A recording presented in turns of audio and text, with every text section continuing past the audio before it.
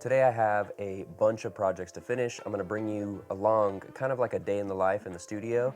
We're here in the A room that has the 96 channel duality fuse by SSL.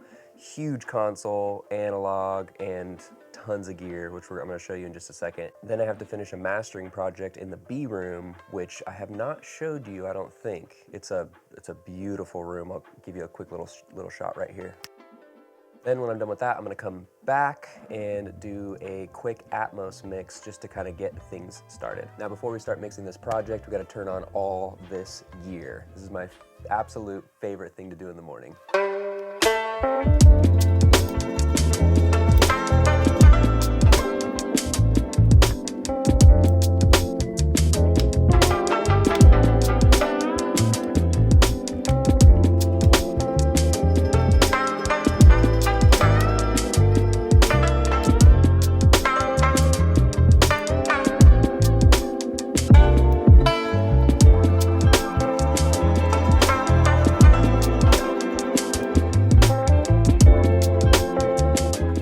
So today I'm mixing a orchestra style song.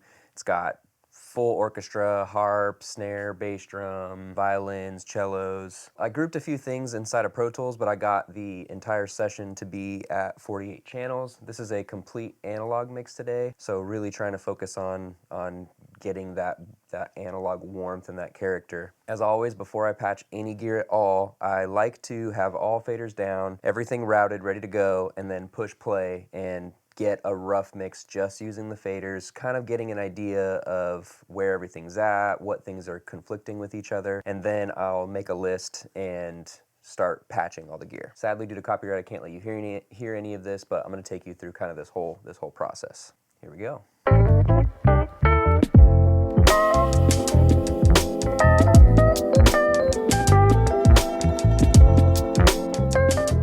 Rough mix is sounding pretty good. Now we're gonna patch some gear. Got violins and violas. I have them in a stereo group. I'm gonna send those to the 1073s. And then I think what I'm gonna do is send all strings to a different bus on the console and all horns to a different bus on the console and send those to a couple compressors. Mix bus B and mix C. B is going to be the strings. C will be horns. We're gonna send horns to my Zener limiter, just because it's so good. And then maybe we'll go to the Manly Massive Passive. We're gonna send strings to my two LA2As. And then we're gonna go to, I have a couple Chandler limited channel strips. So we're gonna go to the EQ on the TG411. That EQ sounds so good. It's gonna be perfect on the strings. Snare drum, I'm gonna have it hit my two new 1176s, then into the 1073. Timpani, we're gonna send to the API 560. Piano, we're gonna go to the Neve 33609, and then the GML EQ. I think everything else I'm gonna EQ at the console, use some compression on the console, and then I already patched two Bricastes and a Lexicon 480L for effects. All right, let's patch some gear.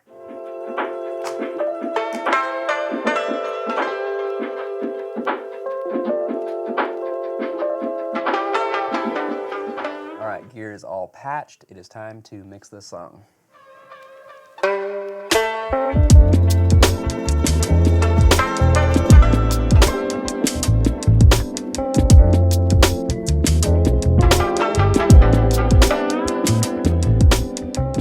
Just finished the first pass of that mix. Now we're gonna head to the B room and do some quick mastering. This is the B room. The primary purpose of this room is to do Dolby Atmos mixing and mastering. It's just, the sound is so perfect in here. You can tell any flaw, you can tell what's working, what's not working. This is the SSL System T S500. Beautiful console. It's got 3 touch screens. It's a really fun console that I honestly don't get to use that much. All right, let's finish up this master.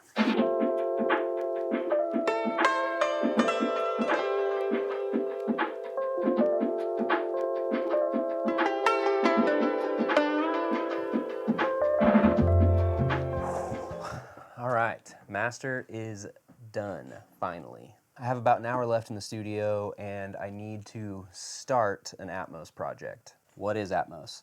So if you think about normal audio, it comes out of left, right, it's stereo.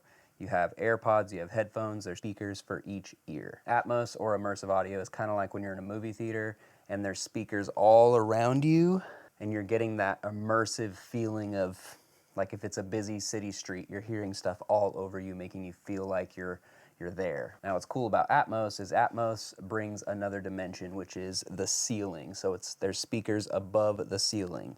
In this studio, we have 7 in a circle around you. We have 2 massive subs with 3 15-inch subdrivers in each sub. That's a total of 6. It's ridiculous. And then on the ceiling, we have 4 speakers, 2 in the whoa, 2 in the front and 2 in the back. I use this surround panner here to move objects around and above. You're able to place reverb around. It's really easy to get carried away, but if you do it right, it's almost like if you can imagine listening to an orchestra. An orchestra is in front of you. Imagine being in the center of that orchestra, right in the middle. All the strings and percussion is happening all around you, and you are getting all the reflections of the room that you're in, the stage that you're on. It's a pretty cool technology. This studio is all Genelec speakers, and Genelec themselves say that this room is the most powerful Dolby Atmos room in North America. So it's pretty freaking cool to kind of be a part of that. If you think about it in another way, if you just have 2 speakers, the way you're choosing to EQ is to make room the whole time. You're making room for this limited space. When you're in Atmos, when you move things away from that center kind of image, all of a sudden your vocal gets insanely clean. It sounds so good. And then you can beefing up your guitars because they're super wide. It's pretty amazing. I don't think that we've really gotten to the limit of what this technology can bring forward to music. I also think that artists are kind of missing an opportunity with Atmos. I'm not an artist, but if I had like an older record that was really popular with my fans, I would definitely start a marketing campaign to bring to light what Atmos is and what it means, and kind of let your fans and your audience know the best way to listen to Atmos, how they can kind of experience it for themselves, and make a special release of that record, like an anniversary record or something, where they get to hear it in a totally new way for the first time. Imagine a listening party in this room filled with like 50 people, and we get to listen to an Atmos album of one of our favorite bands for the first time. It'd be pretty incredible. And when that happens, I'm gonna film the whole thing. Don't worry, you'll see it. Thank you so much for watching this video. I know it's a bit different than what I have done in the past, but it felt pretty good. It felt pretty good. Today was a really busy day, so this was really the only way that I could fit it in there to get a video done. If you haven't yet, please like, comment, subscribe. If you have any other questions on the studio or what we're doing here, how it came to be, go ahead and throw those in the comments. I would love to answer any of that stuff. There is a studio tour coming very soon. There's a room I haven't even showed you yet. It's the C room and the tracking room. And we're technically underground, which is really, really cool. And there's kind of a big surprise that's above us that I'll let you know in another future video. Take care, friend. I'll see you next week. Peace.